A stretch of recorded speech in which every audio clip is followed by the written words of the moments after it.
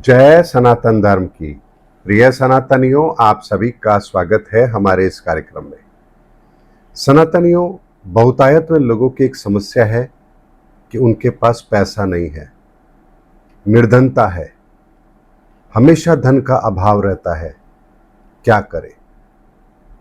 जाते हैं एस्ट्रोलॉजर्स के पास में, समाधान भी करते हैं, लेकिन कोई समाधान नहीं मिलता। देवी देवताओं के यहाँ जाते हैं, पितरों को भी मानते हैं, उनको जो कहा जाए वो करते हैं, लेकिन फिर भी उनकी निर्धनता का कोई समाधान नहीं होता। इस बात को ऐसे समझिए कि गांव के अंदर बहुत लोग आपको गरीब मिलेंगे। उनकी गरीबी का कारण क्या है? क्या वो देवी देवता को नहीं मानते? क्या वो पितरों को नहीं मानते? क्या वो कोई उपाय नहीं करते? क्या वो ज्योतिषियों के पास नहीं जाते? लेकिन उसके बाद भी उनकी निर्धनता का कारण क्या है? और हमारे समाज के अंदर भी बहुत से लोग हैं जो आर्थिक रूप से परेशान हैं। आखिर उनकी निर्धनता का कारण क्या है? तो सनातनियों, आज आपको मैं सनातन के उस रहस्य से अवगत करा रहा हूं जो हमारी निर्धनता का कारण स्पष्ट करता है। चलिए एक प्रसंग लेते हैं भगवान श्री कृष्ण के समय का। भगवान श्री कृष्ण के मित्र हैं सुदामा। दोनों गुरुकुल में पढ़ते हैं। एक दिन गुरु माता उन्हें जंगल में जाकर कुछ लकड़ी बीन के लाने के लिए कहती है और कुछ चने देती है सुदामा को और कहती है कि जब भूख लगे तो दोनों खा लेना। आपको कहानी पता है। जंगल में भगवान श्री कृष्ण और सुदामा जाते हैं। अचानक वर्षा होती है। दोनों अलग अलग पेड़ पर चढ़ जाते हैं। लेकिन जब भूख लगती है तो सुदामा अपने चने तो खा लेते हैं, लेकिन साथ में बिना बताए भगवान श्री कृष्ण के चने भी खा लेते हैं। और भगवान श्री कृष्ण के पूछने पर क्या कहते हैं? ये तो ठंड की वजह से मेरे दांत कटकटा रहे हैं, मैं कुछ नहीं खा रहा। और जानते हैं उसके बाद में सुदामा ने कितना लंबा समय निर्धनता में जिया। लेकिन जब उन्होंने अपने इस कर्म का समाधान किया, इसका प्रायश्चित किया, भगवान श्री कृष्ण से मिलने जाते हैं, इतना भी अन्न नहीं कि भगवान श्री कृष्ण के लिए कुछ ले जा सके, तो कुछ मुट्ठी चावल किसी से उधार मांग कर लेकर आते हैं और द्वारिका में जाते हैं भगवान श्री कृष्ण से मिलने। और जब भगवान श्री कृष्ण उनकी स्थिति को पहचान जाते हैं और उनसे जब वो चावल लेकर खाते हैं, तो यहां उनकी निर्धनता, सुदामा की निर्धनता दूर हो जाती है। ये प्रसंग हमारे सामने क्यों रखा गया?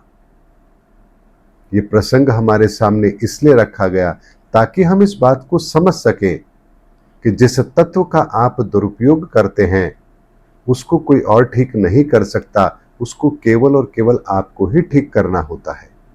ऐसे में हम भी बहुत सारी गलतियां करते हैं। और वो गलती क्या होती है? हम किसी से कमिटमेंट कर देते हैं, हाँ मैं आपको ये पैसे लौटा दूंगा, लेकिन हम नहीं लौटाते हैं। हम किसी से उधार ले लेते हैं, बदले में फिर उसको चक्कर कटवाते हैं। ये जो गलतियां हम करते हैं, यानी किसी से धन ले लेना, उसको समय पर नहीं देना, या लेकर के भूल जाना, या किसी का धन हड़प लेना, किसी की जमीन हड़प लेना, या किसी का हिस्सा हमने मार लिया, ये सारे वो अपराध हैं जिनकी कोई क्षमा है ही नहीं। और जब तक आप इनका समायोजन नहीं करेंगे, आपके जीवन के अंदर संपत्ति, सुख, धन ये आ ही नहीं सकता। आपकी निर्धनता दूर नहीं हो सकती। अब ऐसे में आप कहेंगे, हमने तो कभी किसी का धन नहीं हड़पा, हमने तो कभी कुछ ऐसा कर्म नहीं किया। लेकिन सनातन, एक बात को ध्यान रखिए, कर्मों का सिद्धांत आपके साथ जन्म जन्मांतर से जुड़ा होता है। आप आज जो कर रहे हैं उसका परिणाम यदि आपको इस जन्म में प्राप्त नहीं हुआ तो ये आपके संचित कर्म है। इसका भुगतान तो आपको करना ही पड़ेगा। और इसीलिए आप इस जन्म में यदि निर्धन है और बहुत मेहनत करने के बाद भी निर्धनता आपके जीवन में है, तो इसका सीधा सीधा सा मतलब यही है कि आप अपने पिछले जन्मों के अंदर बहुत लोगों के संसाधनों को हड़प करके बैठे हैं, उनके हिस्से को लेकर के बैठे हैं। और ये हमें कुंडली से अवश्य पता लगता है कि इस व्यक्ति के जीवन में यदि निर्धनता है तो किस कारण से है। जरूरी नहीं है कि आपने किसी का धन हड़पा हो, लेकिन कई बार ऐसा भी होता है कि आप कुछ ऐसा कर्म करते हैं जिससे किसी व्यक्ति का मार्ग बाधित होता है। जैसे मान लीजिए आप एक एम्प्लॉयर हैं और आपके यहाँ कुछ लोग काम करते हैं, लेकिन आप उनको एक बंधुआ मजदूर की तरह रखते हैं। आप नहीं चाहते कि वो आगे बढ़े या आपकी फैक्ट्री छोड़कर जाए या आपको छोड़कर जाए, और आप कोशिश करते हैं कि वो किसी भी तरह से आपके पास टिके रहे।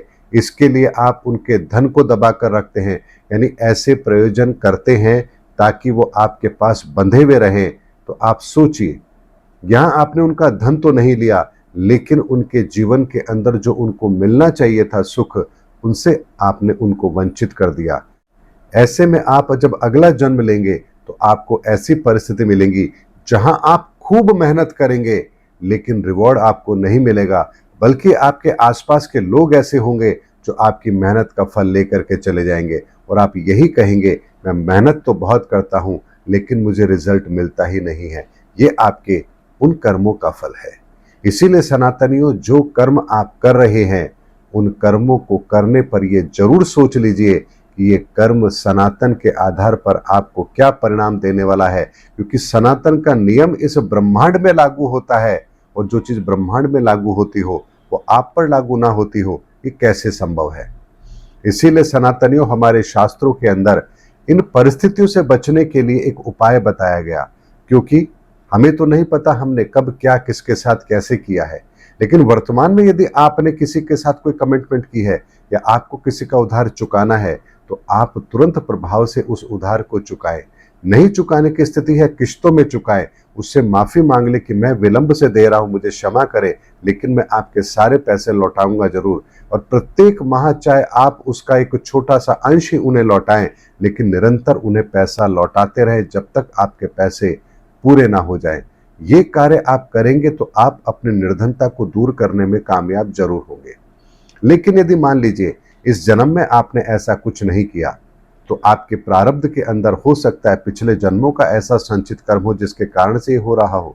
तो हमारे शास्त्रों के अंदर एक दान की परंपरा बताई गई है, और मुझे अच्छी तरह याद है, मेरी दादी की अगर मैं बात करूं या आपके भी दादा दादी की बात करूं, तो उस समय पर आपको ध्यान होगा कि पूर्णिमा के दिन वो लोग खाने पीने की कुछ चीज का दान किया करते थे, किसी ब्राह्मणी को या किसी जरूरतमंद को कुछ खाने पीने का सामान, जिसमें नमक, हल्दी, धनिया, मिर्च, दाल, आटा, चावल, ये कुछ सामग्री होती थी जिसे वो दान किया करते थे। और प्रत्येक पूर्णिमा को, 11 को यानी एकादशी को वो ये दान किया करते थे। ये उनका नियम होता था।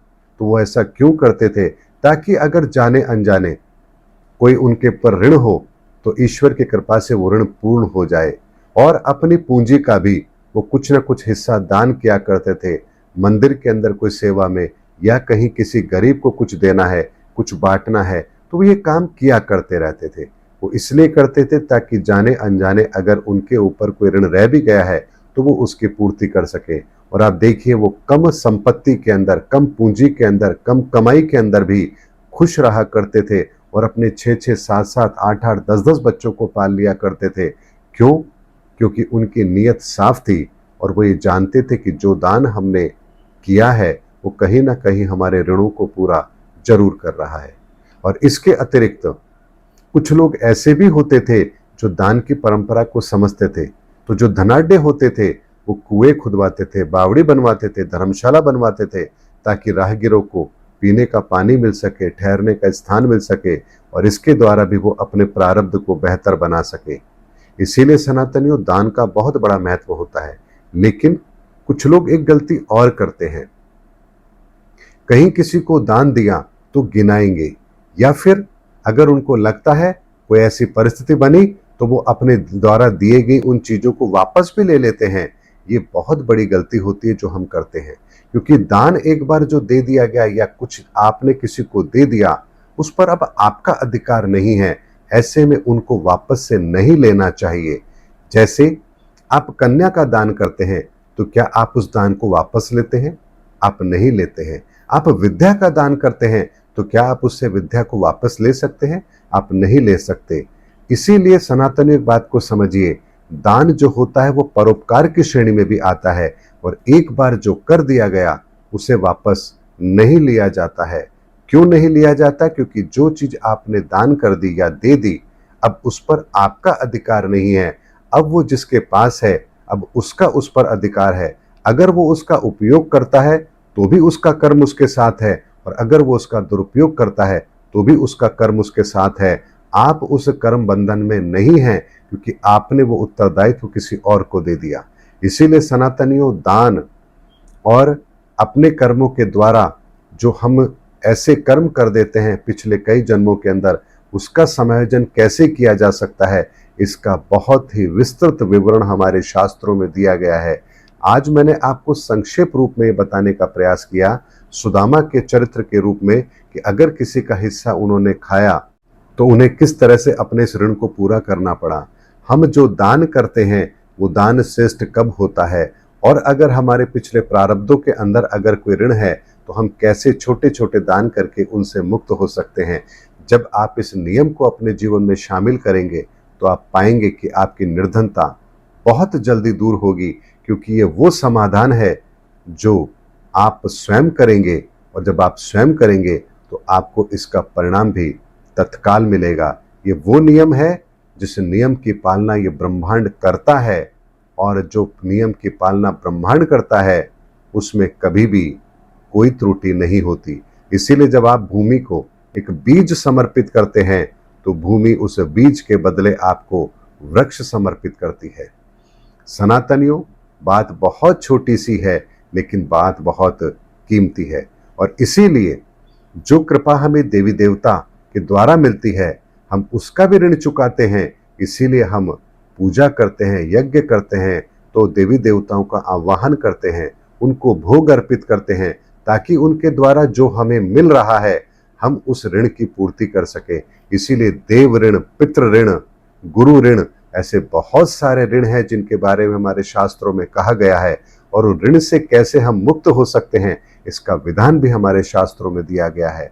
इसीलिए सबसे पहले इस जन्म के अंदर यदि आपने किसी से कुछ उधार लिया है तो उस उधार को पूरा कीजिए। यदि आपने किसी से कोई कमिटमेंट की है तो उस कमिटमेंट को पूरा कीजिए। यदि आपने किसी को कुछ दे दिया है तो उस पर अब आपका अधिकार नहीं है, और साथ में अपनी कमाई की कुछ पूंजी का आप दान अवश्य करें, ताकि आपका धन पवित्र हो।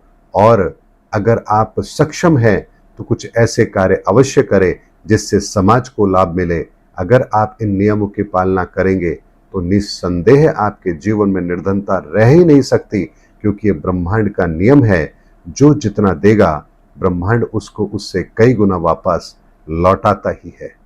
उम्मीद करता हूं सनातनियों, आज का वीडियो आपको ये समझाने के लिए पर्याप्त है कि हमारी आर्थिक जो हमारी समस्या है उसका सटीक समाधान क्या है। उम्मीद करता हूं सनातनियों, आज के वीडियो से आप अपने जीवन के अंदर मार्गदर्शन जरूर लेंगे। मिलेंगे अगले वीडियो के अंदर, तब तक के लिए आप सभी को जय सनातन धर्म की, जय धर्म युग की, जय सनातन विश्व।